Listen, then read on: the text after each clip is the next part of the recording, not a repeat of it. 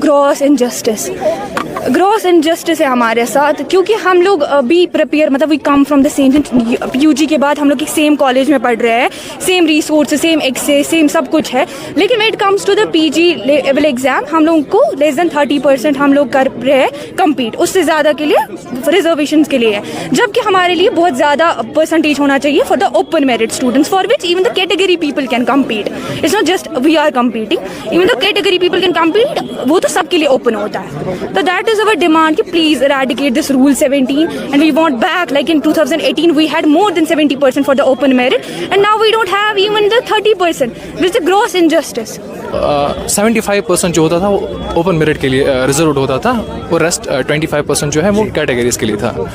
तो let's forget these facts and figures, let me come to a common ground of humanity. Today we have also aggregated here so that we can share our grief regarding the recent disparities that took place in NEET PG results. देखिए recently हुआ क्या, मैं एक example दूंगा। एक open merit का बच्चा जिसकी रैंक 700 थी, 700 रैंक बहुत कम होती है, मतलब उस बच्चे ने बहुत सारे एफर्ट्स लगाए थे, उसने दिन रात मेहनत की थी, तब जाके उसने इतनी कम रैंक लाई। ऑन द अदर हैंड एक कैटेगरी वाला बच्चा जिसकी रैंक 90,000 थी, तो हुआ क्या, जो 90,000 वाला बच्चा था उसको अपनी ब्रांच ऑफ चॉइस मिली, उसको मिला MD रेडियोलॉजी स्किम्स में। Schemes, let me clear, schemes is the most renowned institute currently in the valley. अब जो on a country side open merit का बच्चा जिसने इतने सारे एफर्ट्स लगाए थे, दिन रात मेहनत की थी, तब जाके उसकी इतनी कम रैंक आई थी, जो रियली डिजर्विंग था इस सीट के लिए, उसको अपनी ब्रांच ऑफ चॉइस नहीं मिली due to this system of disparities. अब खुद सोचें, अब इस सब के बाद, इतनी मेहनत करने के बाद उस बच्चे की मेंटल हेल्थ पे क्या इफेक्ट पड़ा होगा। जाहिर सी बात है उस बच्चे की मेंटल हेल्थ तो खराब हो गई होगी। एट द सेम टाइम उस बच्चे की मेंटल खराब हुई, and at the same time this is a big loss for our community, and being the member of this society I feel shameful, I feel filled with shame. We lost a gem that also for nothing. देखिए होता क्या है, माशाल्लाह जो हमारी J&K है, we have got a good influence at both national and international level.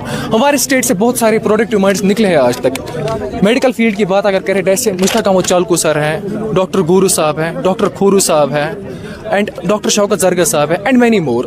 ये सब तभी आगे बढ़ पाए जब इनके पास कोई अपॉर्चुनिटी थी। ऑब्वियसली उन्होंने हार्ड वर्क तो की, लेकिन at the same time they had that opportunity जो इन्होंने ग्रैब की, so that they were able to prosper. क्योंकि हम चाहते हैं कि ओपन मेरिट को जस्टिस मिले।